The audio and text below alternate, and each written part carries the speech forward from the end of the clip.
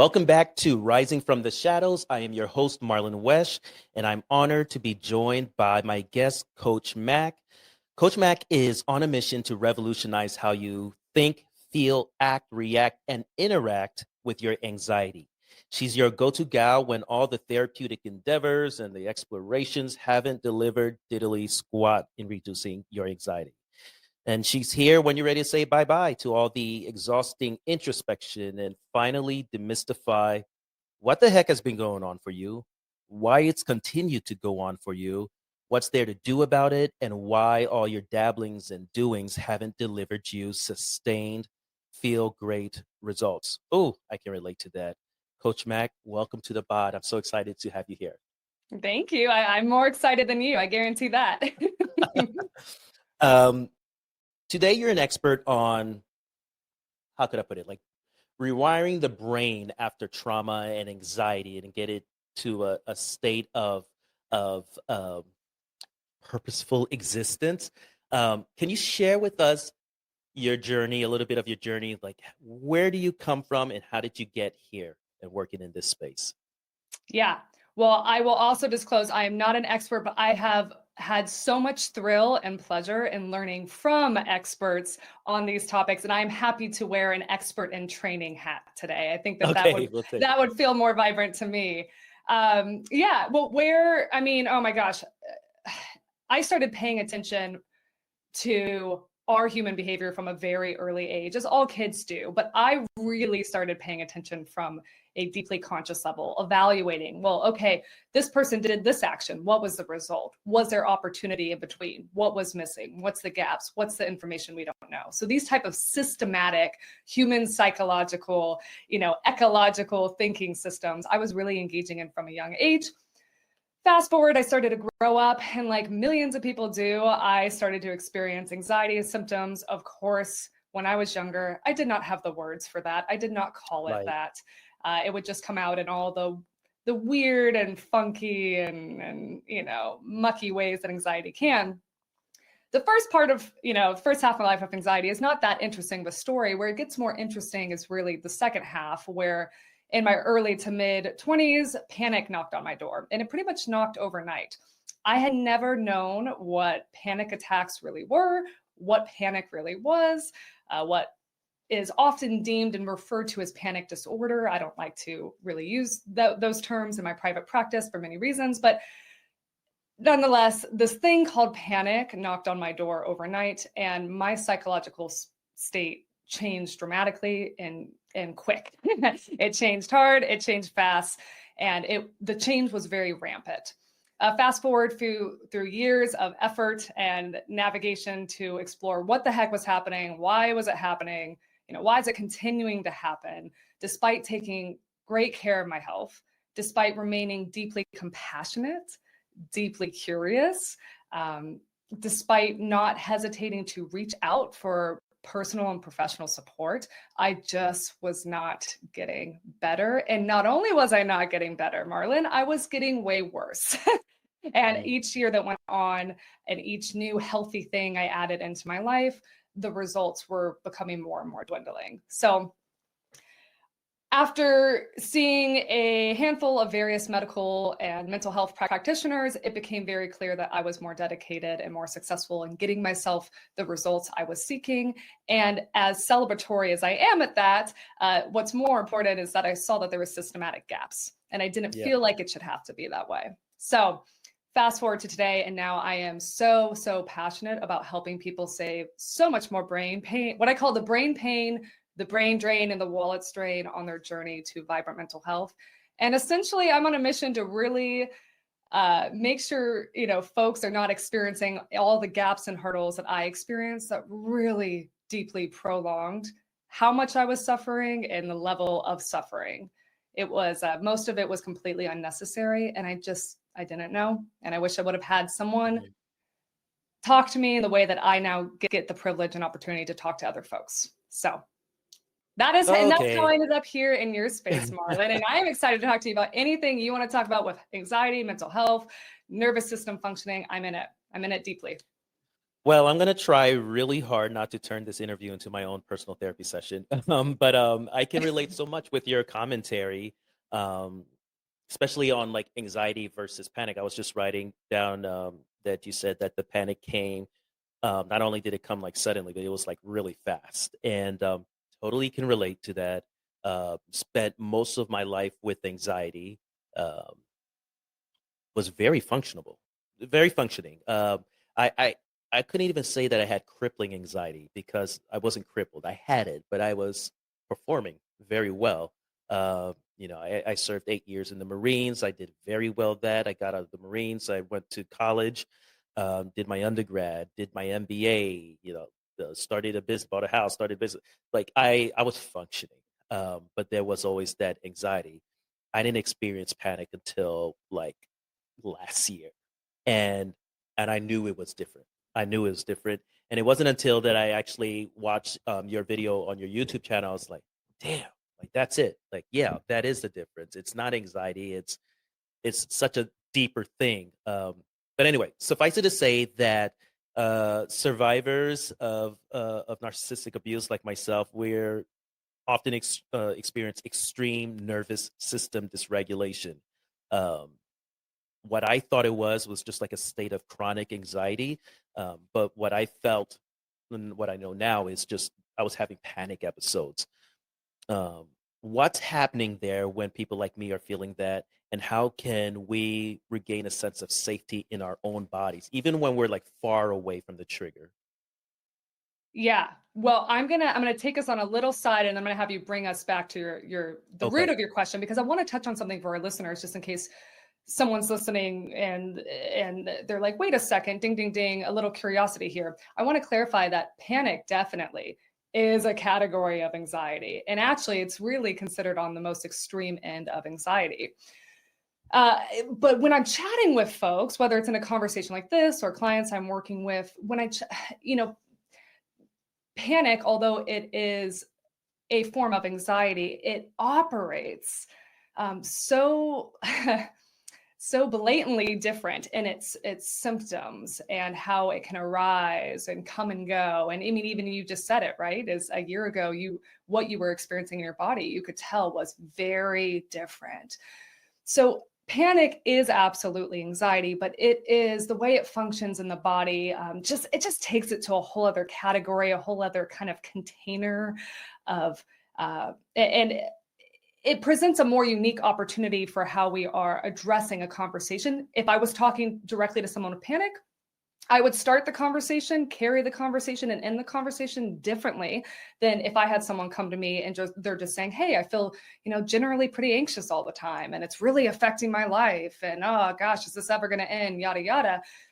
Even though I have two people coming to me with anxiety, I would handle the conversations very differently with the language I'm using, the metaphors I'm using, the symbolism, the energy of the conversation, because panic is a extra anxiety. I consider anxiety like a thin layer of honey that is always draped and glossed all over your body at all times for many people. So it's sticky and it's uncomfortable, and it tends to affect everything you are doing, everything you're feeling, every moment of your life. When you're sitting on the toilet, when you're at the gym, when you're trying to eat a meal, when you're trying to have a podcast conversation, it Hmm. just seems to never really go away for many people. And so panic is like someone coming up and pouring a whole jar of honey over your head. It's the same thing, but it's just a whole other degree of a circumstance and how it needs to be navigated. So, anyway, just with On that, your on yeah, your YouTube video, you made you related it to like a horror movie, and I thought that was very interesting. Like you feel the thing like creeping up, but then it's in front of you, and you can't run away. You can't.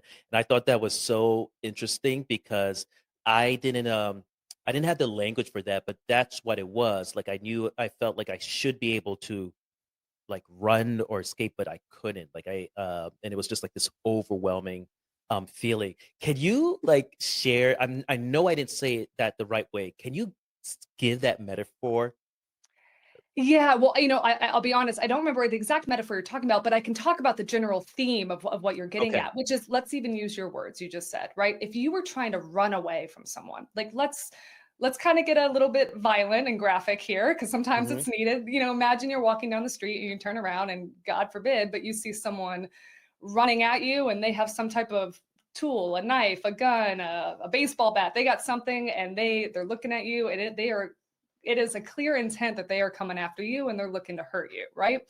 You're going to have an immediate, automatic, natural, effortless response from your body. A physiological response Yeah. is going to fire off to help you get moving, and get moving very fucking quickly because Hmm. your life literally depends on it. Yeah. So imagine you're in that scenario. You turn around, you see uh, the person that's coming to violate your space, violate your safety. And then you get this flooding sensation throughout your whole body. Run now, run fast, run hard, run like your life depends on it, because guess what? It does. And Hmm. then you go to lift your feet to start running, and they're cemented into the ground. Yeah. And you're suddenly swiveling your head, looking back and forth, left and right, up and down, seeing the person come closer. Suddenly, the person's going to arrive in 15 seconds, and you try to lift your feet and they're cemented into the ground. You can't go anywhere. There's nothing actionable to do, at least not that you can see, right? Not that you can feel, not that you can access. So what's the real end all be all of what you're going to feel right there in that moment? You're going to feel terror. And Yeah. terror is a very particular feeling that most people, and I am so blessed and happy that I can say this, is that most people never experience terror in their life. Of course, there's been millions of people that absolutely have had life circumstances that did permit them to feel terror, but there's also so many millions and millions of people that have not and will never go throughout their life experiencing authentic terror. So the reason I'm saying that is because the word terror is not often and commonly, and I should say automatically, used in therapeutic spaces when someone is coming to a mental health practitioner, a coach, um, any support resource to talk about their panic. Most of the time, the word terror is not introduced to the person. Like, oh, are you experiencing terror? And it's Mm. because the word sounds terrifying, right? I mean, even just hearing terror, it's like, oh gosh. If I say, hey, Marlon, do you want to watch a horror movie? And you're like, oh my gosh, no, I don't want to feel horror, right? We automatically quiver. Yeah. And the thing is when you have someone coming to you with panic, the last thing you want to do is make them quiver more. So what Yeah. ends up happening? You spend months and years beating around the bush with them about what's really going on in their body. And the unintended consequence is they actually spend a prolonged time, decades even, not knowing what the hell is really going on in their body, why they're experiencing it, what to do about it, why is it continuing to go on.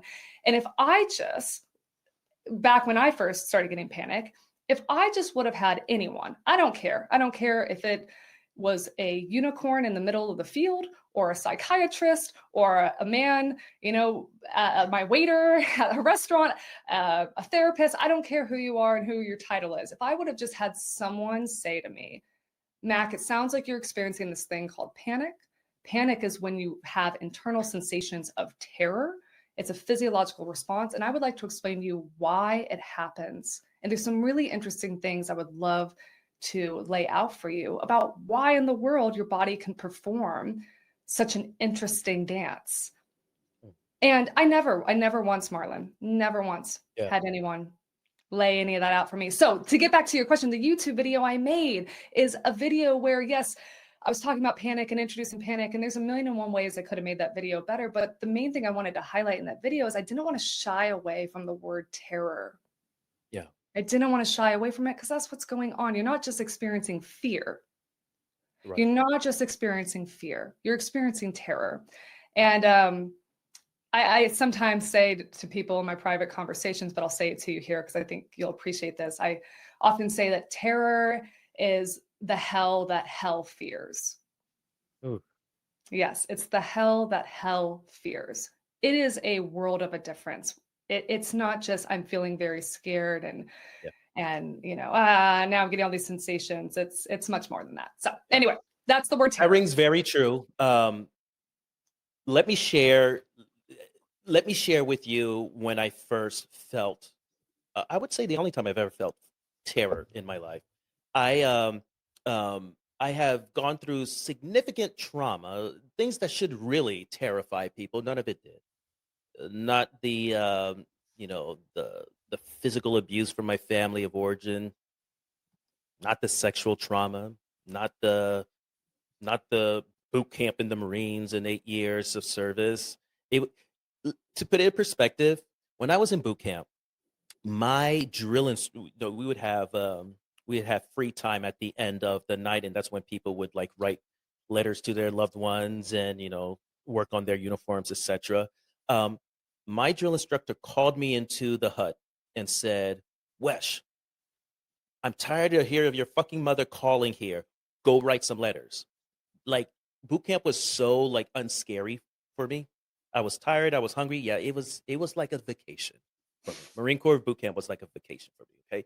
So things that really terrified people, the first time I experienced terror was when I had made the decision, like, wow, I know what's right for me. And what's right for me is I need to ask my partner for a divorce. I was scared about the outcomes of, like, what does this mean? We have children together. Uh, you know, I was scared about not knowing what the future held, but that wasn't terrifying. What is it? February. I would say about a week ago, uh, last year, I received a text message from a good friend of mine from back home in Philly, who happens to be a therapist. She owns her own private practice.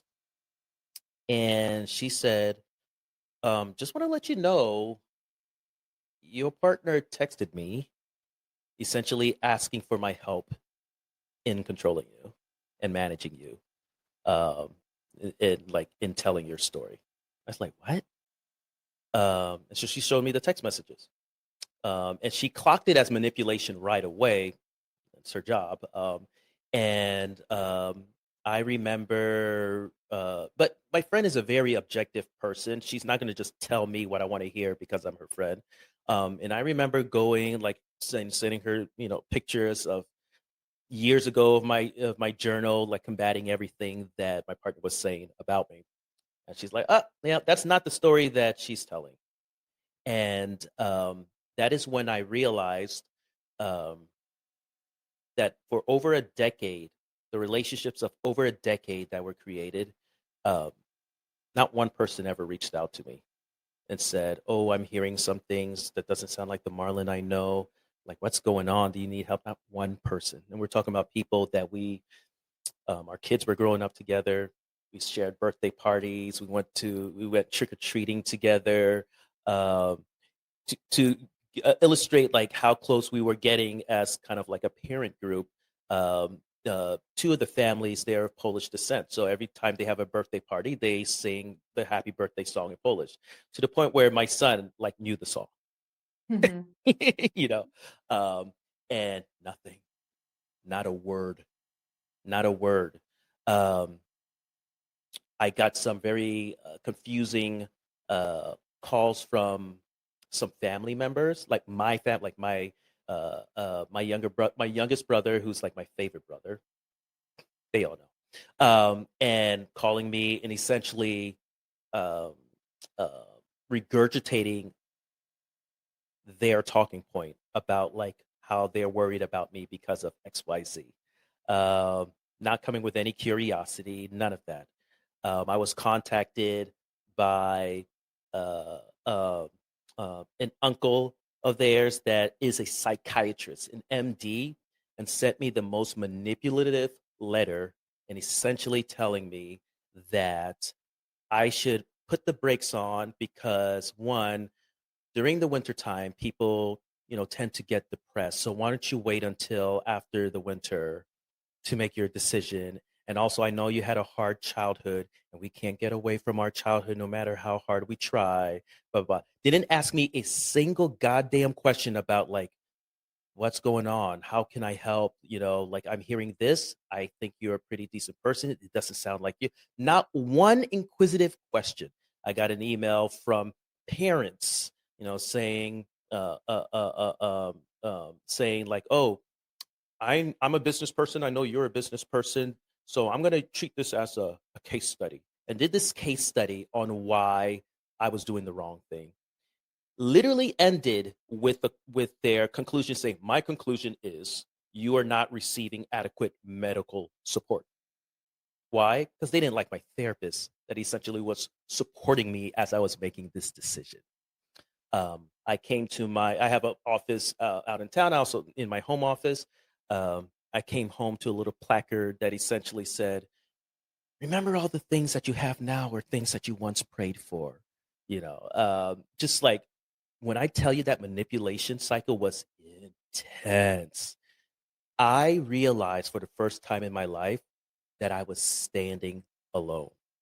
I lost my entire social circle, except for two friends. And when I realized that, I'm in my office right now, and when I was first going through that stage, I spent a lot of time in my office. It was like the only safe space for me. That is when I felt terror for the first time. It was this insane cold sweat. My teeth were chattering. Um, um, the level of paranoia, it's like, I felt that I was under surveillance constantly. There were some other things that indicated that I was being set up to fail.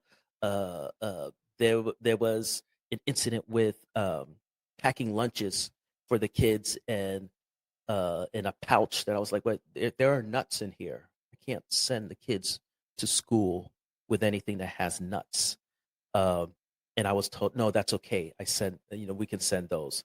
And I go on Google. It's like, "What are the allergens?" Oh yeah, that specific nut is on the list. Like, you are a smart person. Why would you tell me that's okay to send? So the level of like I had to be vigilant. My hypervigilance was insane, and like my heart just like it felt like someone kicked me like right to my chest, and like I could not. In fact, I was lying on the floor. I was lying on the floor, and I could not move. That was the first time I experienced terror, and I knew it was so different from all the anxiety that I experienced, in my 36 years of living at the time. It was different. It was so different. And I'm so glad you brought up the word terror, because even then, and even now, before just talking to you right now, that is not what I would have used to describe it, but it is the most accurate description of what I felt. Yes. And you know what?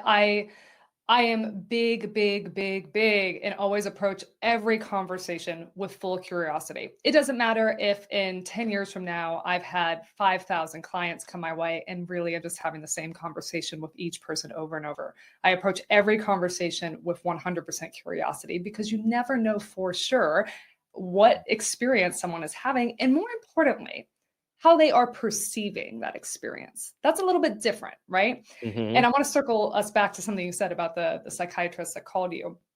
But um, going back to, you saying that you feel like hearing me say the word terror made you feel like, yes, that's it. That's accurate. That's the right word. Well, I actually use that as a filtering system when people come to me to chat with me about anxiety attacks, panic attacks, or even if they don't have those words and they're just explaining their symptoms and they're like, I don't know what's going on with me. And I always do a little gentle poking and prodding, but I don't really have to. I don't have to go far to see if they're showing signs that they've experienced recent terror. And the truth is when you've experienced internal terror, it shows in your eyes. I don't even really Mm. need to hear it. I Yeah. almost don't even really need to hear you describe what your anxiety attack or panic attack was like, because how your body language, your tone of voice, how you're looking at me, but really it's in the eyes, because once you experience terror, Yeah. things aren't it's hard, Yeah. things aren't the same after that. Now, things I want to say, just so we're clear for all of our lovely listeners, things can go back to a harmonized state in your body and in your psychology. So when I say things are never the same again, I don't mean you're doomed and gloomed if you've experienced terror. Right. I just mean your perception of getting to identify and resonate and understand with that sensation you can't go back in time. Like you now have that experience, and that experience will be taken with you, and you have more education. You have more informed, you're more informed about that human experience, which once again, going back to kind of the beginning of our conversation, most people go throughout their whole life without experiencing terror. People experience fear every day. People experience multiple layers of fear just stacked on top of each other, stacked on top of each other, stacked on top of each other, and they're just drowning in fear. You can still drown in fear and not experience terror. When you experience terror, yeah, you're experiencing the hell that hell fears. Yeah. But going back to what you shared about the psychiatrist who called you and didn't approach the conversation with any curiosity, Marlon, I will say to you that one reason I am so passionate doing what I now do to help people really revolutionize their relationship with anxiety is because I was in shock. And it took me years. I will say I wasn't, it wasn't automatic where I observed this and was thinking about this. It took me accumulated experiences, but I was really shocked by all the different practitioners I would go to help with my anxiety and panic, and the lack of curiosity. Never once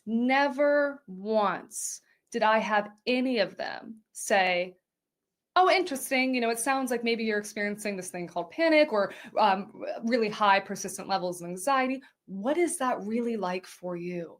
I mean, Marlon, we're talking what I consider basic. We're talking basic. I don't think I've ever been asked that question. Tell me more. What is that really like for you? What is that really like for you? But let's just touch on really quickly why that's so important, because it's not important so that you can talk about your feelings.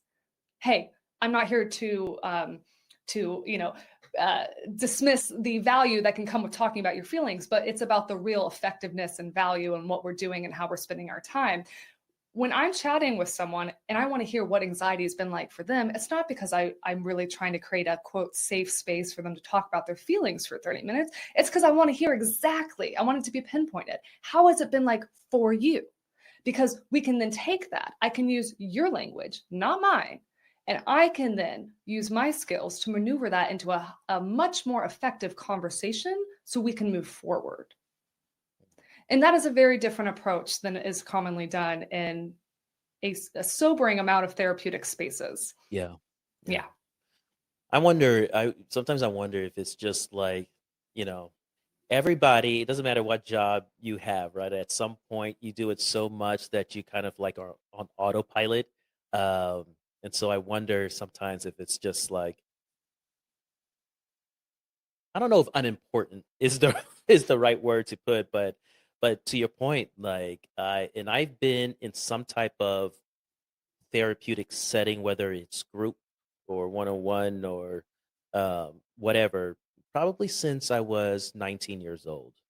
I'll be turning 38 this year. I don't think I've ever been asked that. Like, what was that like for you? Like, you told me this. What was that like for me? I don't think I've ever been asked that. Yeah. And let's That's even take it wild. one more level. Actually asking the person who's in suffering, hey, what is your perception of what's going on in your body, Yeah. right? We don't even have to bring out the vocabulary words. We don't even have to bring out things like anxiety, panic. We can even cut those words. And we can say, what is your perception of what is going on in your body?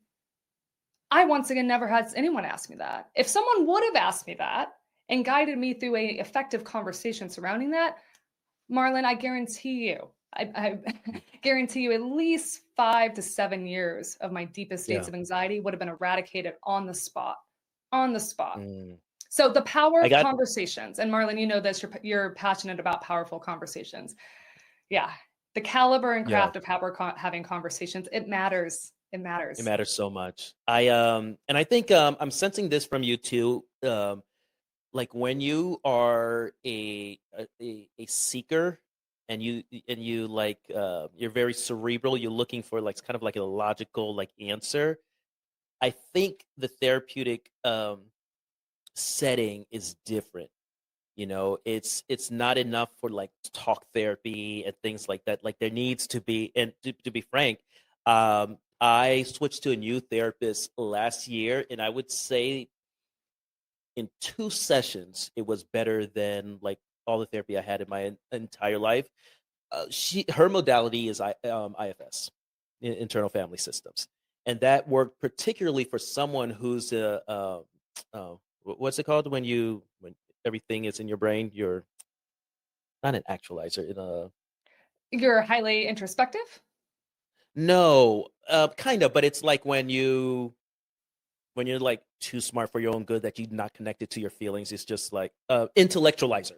Intellectualizer. I think that's the Oh, word. yes, Um, yeah.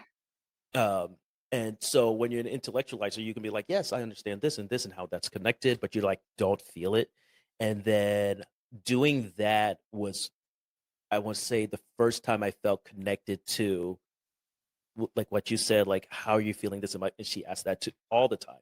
Where in your body are you feeling this? Describe how that's feeling. That has been so impactful in how I've connected with um, trauma, my ability to release, to comfort that version of me that needed comforting or protecting. Um, so impactful, so impactful.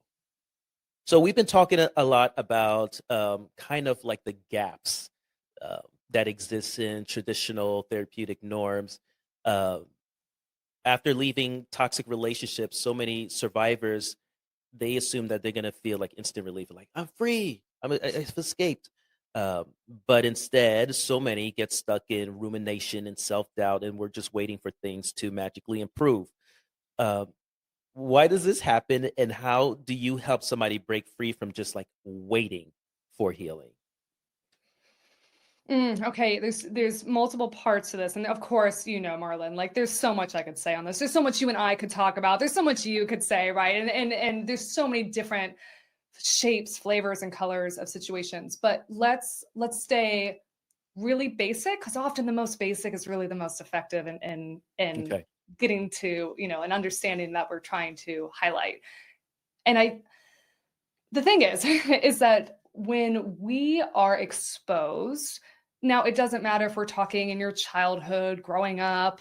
Yes, it tends to be incredibly impactful during those psychologically and neurologic, highly developmental stages of your neurology and psychology. Yes, that's why childhood is a big topic when it comes to trauma and nervous system healing and all this stuff. But at any point in your life, if you are put in a environment, a space, a container for existing, you run into a particular circumstance or experience, even short term, where it trains your brain that you will be better, do better, survive faster, Hmm. survive longer if you intake information.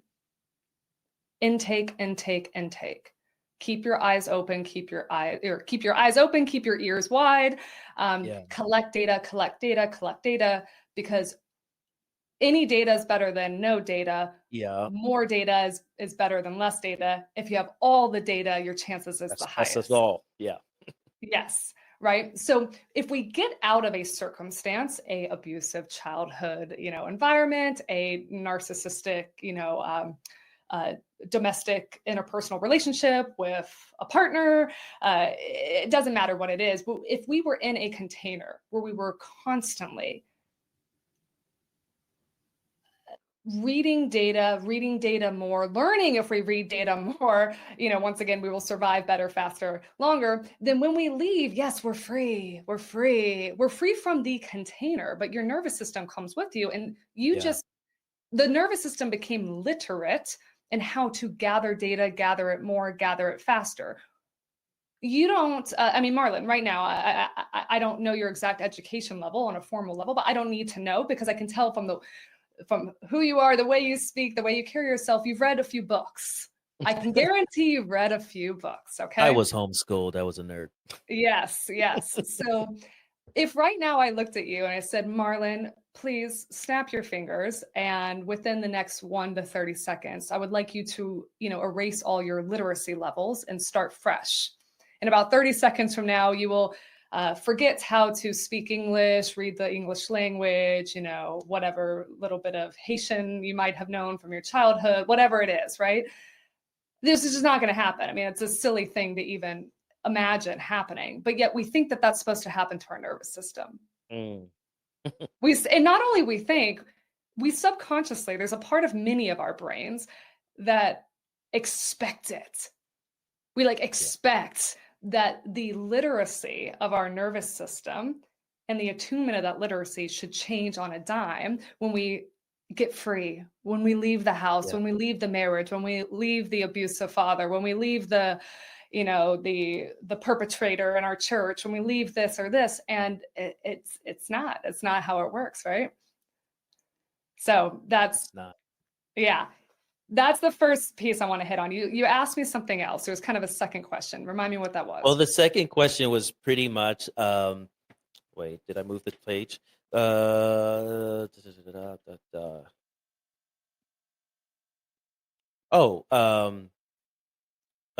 Pretty much just how can we begin to make, break away from that cycle, since it is in us, right? We are getting that data, constantly reevaluating. How do we, like, what are the first steps to relaxing, for lack of better words, like shutting off the computer processor that's just constantly looking for more data? Yeah, this one is a difficult question. It's not a difficult question to answer. It is a very difficult question to answer succinctly and with value for our listeners. So I'm going to say a few things pretty quickly, and then I really want to invite anyone that's listening that's really interested in exploring this more to do that exploration and explore those curiosities outside of Marlon and I's conversation. But the first piece is various somatic practices and opportunities. And in other words, what does that mean? That means different outlets for actually utilizing your physical body to move energy around. Okay, so there's lots of different types of what's called somatic interventions to the nervous system, somatic practices.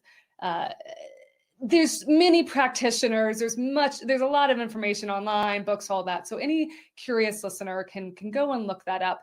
What I find to be the more important thing to share is to not go down a rabbit hole about talking about somatic practices for the nervous system. I find what is the highest value to highlight is that, because what I see is that I have a lot of people tiptoe in my world, and hey, this is a part of my personal story too, where you end up dabbling. I call it the dabblings and doings. You dabble here, you invest in this here, the dabblings and the doings.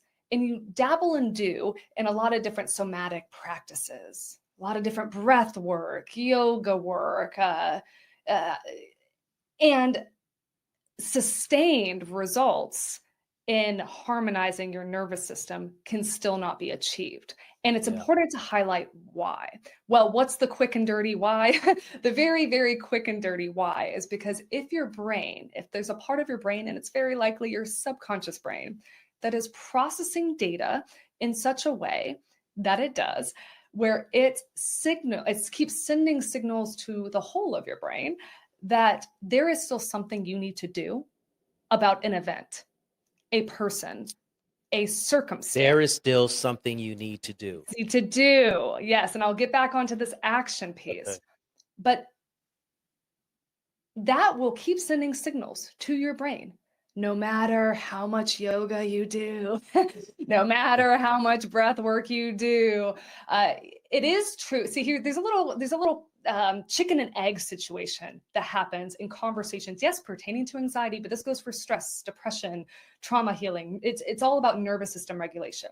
You'll hear people say things like, your thoughts affect your mind, change your thoughts, change your world. That is true. But there's also the inverse of that is true. If you change your body, you're moving your body, you're using your body, right? This goes back to the somatic, it changes your brain.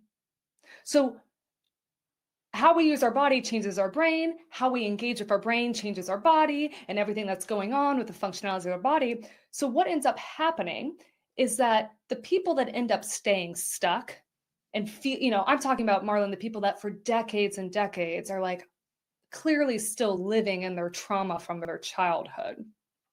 It's often not because they weren't doing things, trying things, seeing practitioners, trying to, exercise and do this. They were doing the doings and the dabblings. But the issue is that they were likely doing the doings and the dabblings for just half of the coin. They were focusing a lot on somatic practices because they knew if they moved their body, focused on their body, nourished their body, it would change the mind. But the whole time they were doing that and investing so much time, energy, resources, money, mental real estate, doing those activities, they weren't doing anything to change how the subconscious mind was processing data and sending signals to the brain. So you'll end up, our dear precious listeners, you'll end up like me, Mac. Mac's my name, and I spent 10 years studying in a yoga ashram, doing deep meditation daily. I actually was a meditation instructor, a yoga instructor. I run and exercise almost every day. I've ate very healthy for most of my life. I spent a lot of time outdoors. The list goes on and on and on. Well, how does someone like me then keep getting worse and worse with their anxiety? Well, I'll tell you why. Because the second half of the coin wasn't happening. There was never the areas of my subconscious brain that needed nourishment were never getting nourished. So the same data kept processing on my brain and sending signals and sending those signals out to my body. My body felt like, there was havoc being wreaked onto it. And it just didn't matter how much, healthy, good activities I pursued. So Marlon, to get to your question, what does someone do? Well, I try to highlight to people that the most powerful thing you can do, yes, do the somatic stuff, do the breath work, do the body stuff, do your exercise, eat healthy, check your functional medicine. Are you deficient in nutrients? My gosh, the list that I could provide for you goes on and on. But none of that matters anywhere near as much as if your subconscious brain is not getting appropriate attention.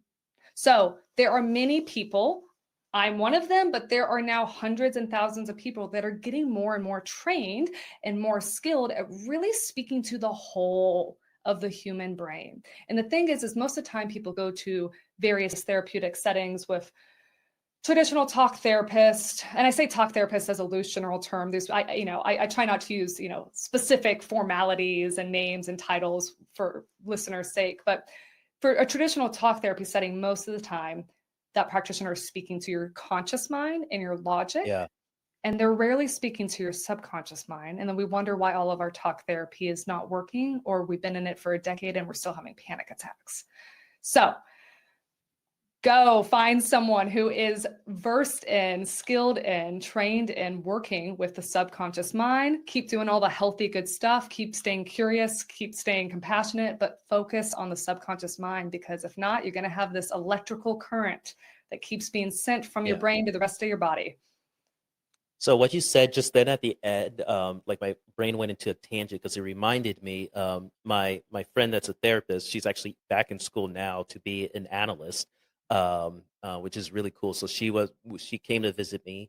I'm in New England. She came from Philly to visit me last year, and she was like telling me about some of like the homework she was doing, and one of her professors is like well known in the field, so like kind of like is teaching his own textbook like to her.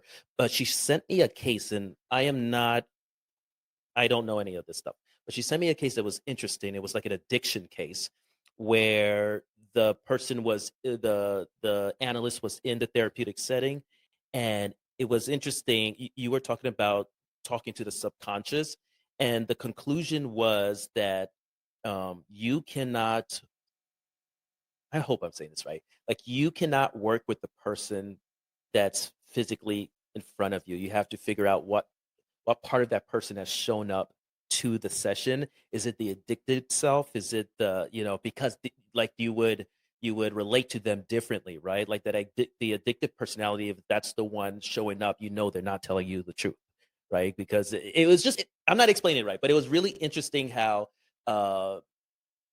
essentially he was talking about speaking to actually treating the subconscious, not who's physically present in front of you. So I made that. I'm with you. I understand what you're saying. And this brings us back to, what we were talking about earlier, which is how shocking it was in my process, a decade ago is when I started, but when I started seeing various practitioners for support for my mental health, how I was shocked. I wasn't being asked what I thought was really basic, like curiosity-based questions, like what is anxiety like for you? How is it showing up for you? And once again, it's not really the main value and merit, and that is not to create a safe space for someone to talk about their Yeah. feelings. It's to figure out who is showing up in front of me. What parts of them are most coming top of mind, is most showing up in their nervous system right now. Let's work with that. That's where more gold is. That's where we can have more power, more effect.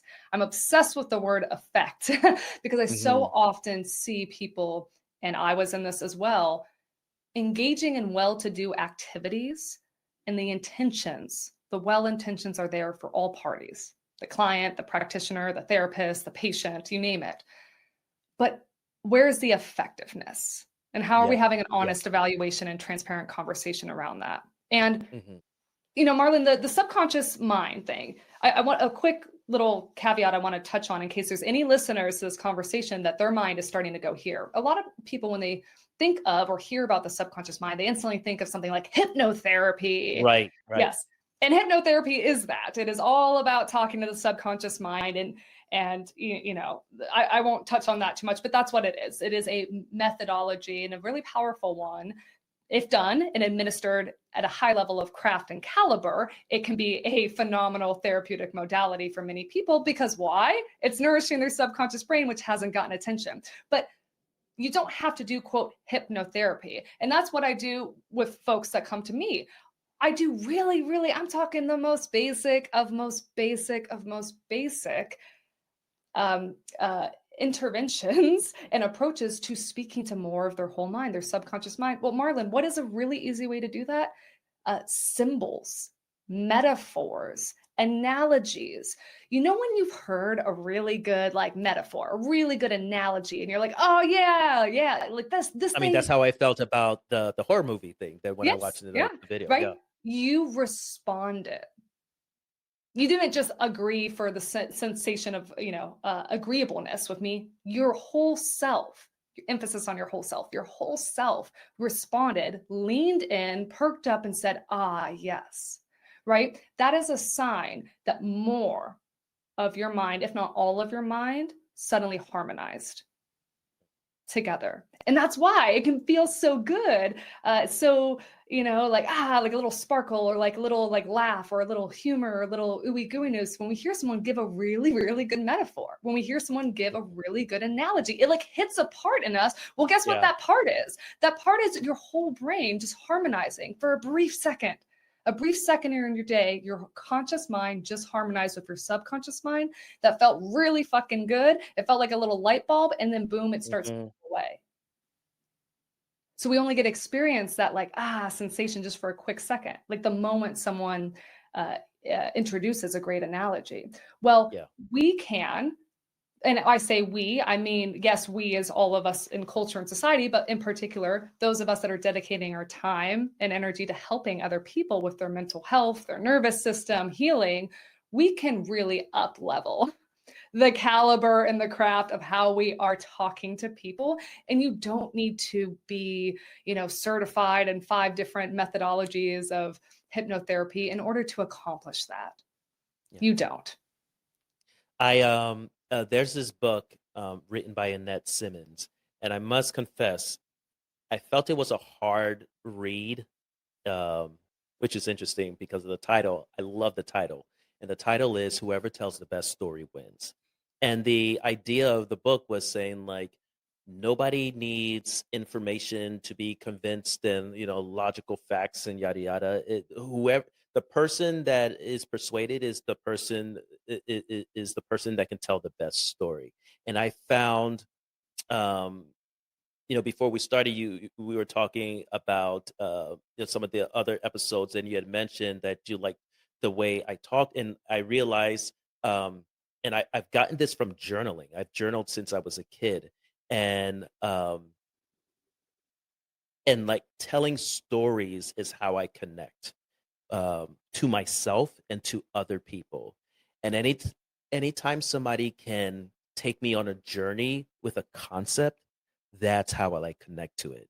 It's like, oh, there it is. There it is. Like you took me from, where I currently am and like my understanding of this. You introduced something new that challenged what I previously thought.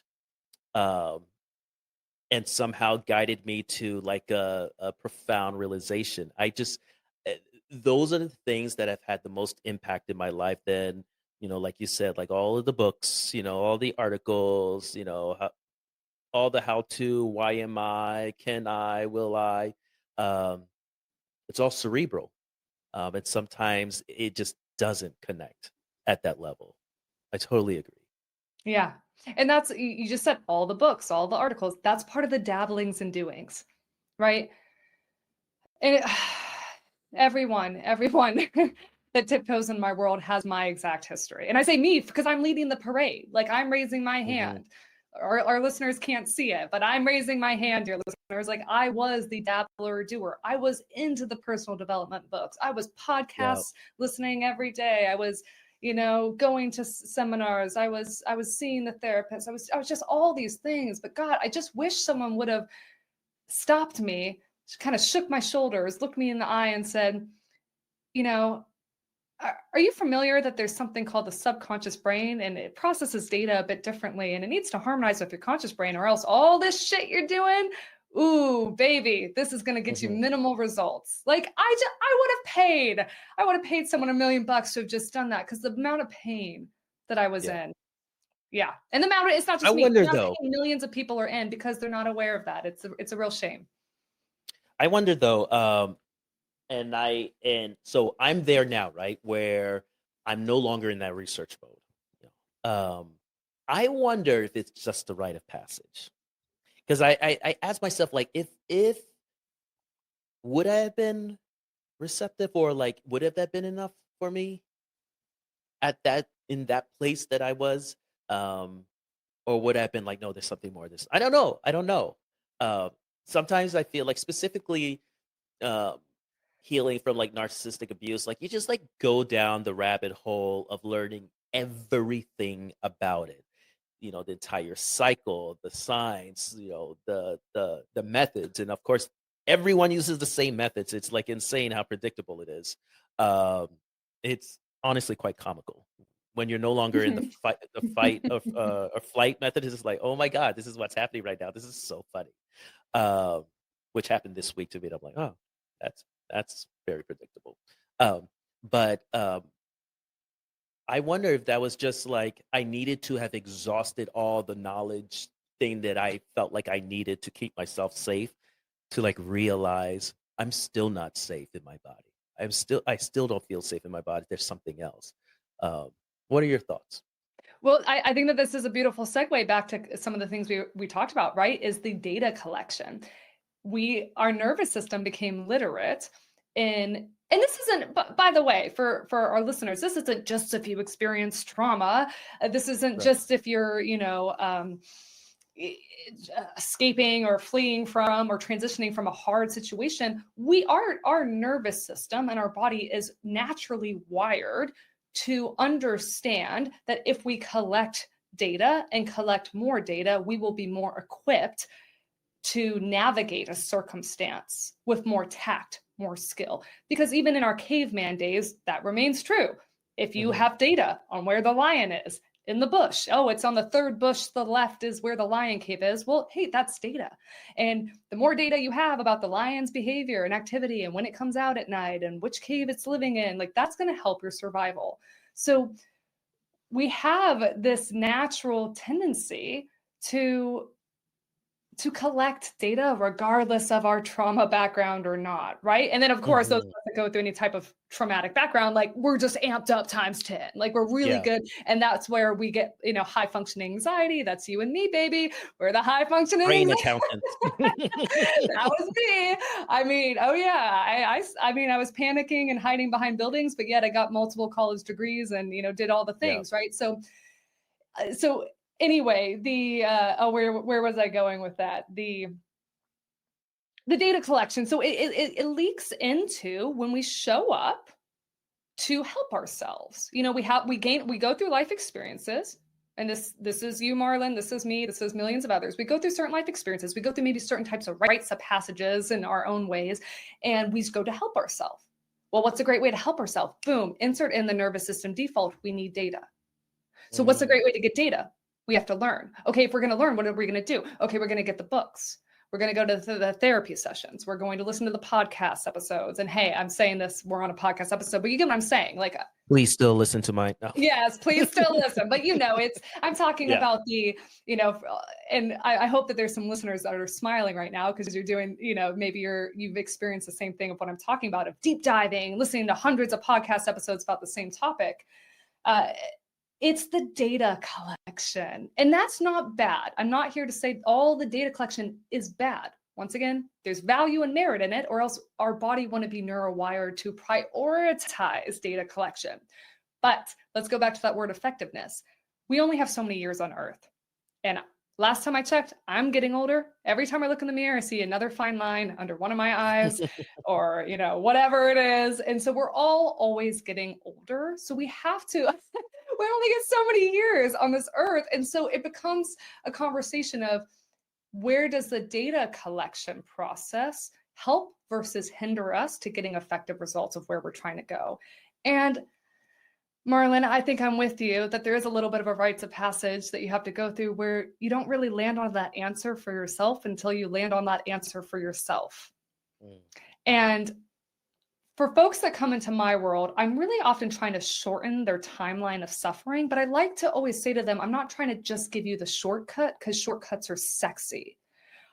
I want to find a way to give you a shortcut where we're not going through so many years of unnecessary suffering. Emphasis on that, because let's be honest. Life is always going to have inherent sufferings. Yep. And tomorrow, if you don't have any sufferings, well, guess what? 5 years from now, you're going to break the leg. You're going to get released from your job. The wife's going to leave you. The dog's going to die early. Whatever it is, it's life. Life will continue. It's the human condition.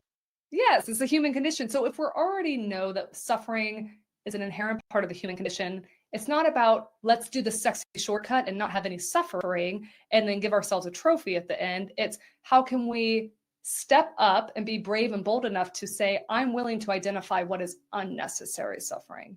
And I'm going to take the courageous steps to reduce that as much as possible. And then really lean in and celebrate the inherent parts of the human condition that I don't get to take the exit sign from. I don't get to void myself out of. Yeah. Mac, talk to the people. Any closing thoughts? If you could, you've summed up so much in so many different places in this conversation. But walking away from somebody that's seeing themselves in our conversation, perhaps identifying that they are going through unnecessary suffering, what's the first step to enough is enough of the data collection? Something else has to be done. What's the first step to get them into that something else? I think the first step is exactly what you just laid out. And I call it the 3 R's. It's your response, results, and repetition cycle. I don't need to get into that, but the end all be all is, hey, we're feeling this thing. We're going through this thing. We're healing from this thing. Insert in blank: anger, panic, anxiety, depression, whatever. We're going through this thing. We've been trying these things. Okay, so that's the action piece. What is have an honest and transparent conversation with yourself. What is the result you've been getting from your dabblings and doings, from your data collection, from the person you're working with, from the conversations you're having with your friends, from the conversations you are having with yourself in your head? What results is that getting you? And are you repeating that same cycle of that, participating in certain actions and responses and getting certain results, and then letting that be on repeat for weeks, months, years, decades? Mm-hmm. It's about exactly what you already said, Marlon. It's about that general awareness, first and foremost, of, oh, I don't think that this is just it. I don't think this is working for me. I've been doing these things and my intuition is telling me that there is something more. There is something else. There is something missing from my process, and just getting more curious about that. That is the most bare bones, basic next step, but it's the most powerful. It's so simple, but it's so powerful. Marlon, I can't tell you. I talk to people every day. Just this morning, I was talking to multiple people on, I'm a part of a lot of Facebook groups, massive Facebook groups. I'm talking that have, 80,000 people in them, people that are riddled with anxiety and depression, and they're looking for help. And I often try to show up in servitude every day and give a little bit of my knowledge and resource and extension for support. But I see the same thing on repeat every day from thousands of people. And in the deepest parts of their struggling, they've lost sight, and not to their fault, because there's a lot of things that are going on in the background that's making it very hard for this to come to the surface. But it's so easy to lose sight of bare bones basics evaluations. Is this resource helping me? Is this action getting me this result? Right. So returning back to that. That's what I would love to see for our listeners. That's my intention for all of our listeners, to return back to that basic, honest evaluation of yourself so you can pivot from there. Oh, I love that so much.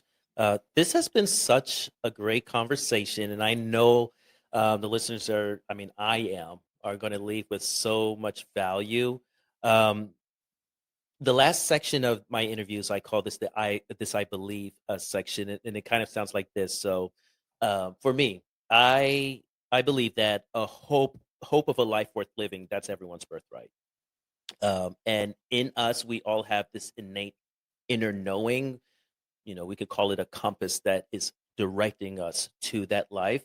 And once we tap into that and trust it, we get to live the life that we want to live, and we get to live it on our own terms. This I believe. I would love to hear something that at the innermost part of your being, something for sure, and is kind of like foundational to your core. And if you could add this I believe at the end. Can I start with it too? I feel like I need a sandwich of this I believe, this I believe. Go ahead. So this I believe is that anything with your psychology and your mental health can change. When I was in the deepest states of my panic-ridden psychology, and my vision was changing, every second of every day for years on end, I was experiencing terror. And no, it wasn't just one panic attack. I started living in perpetual panic. I had a mental health authority lean in and look at me and say, what you quote have, which by the way, you don't have panic, you experience panic, but that's a different conversation. What you have, you will likely have for forever. And anyone that I've seen come before you hasn't really made it out.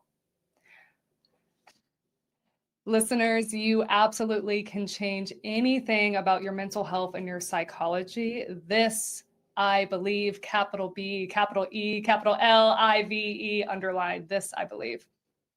Wow. Thank you. That was so great. For anyone that's listening, how can we get a hold of you?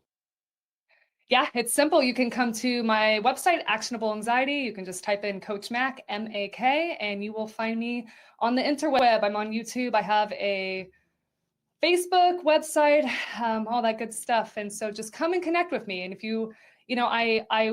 I show up to be of service to folks every day, including folks that aren't looking to directly work with me. So if you have any questions, if you want assistance and support on next steps, that's what I'm here for.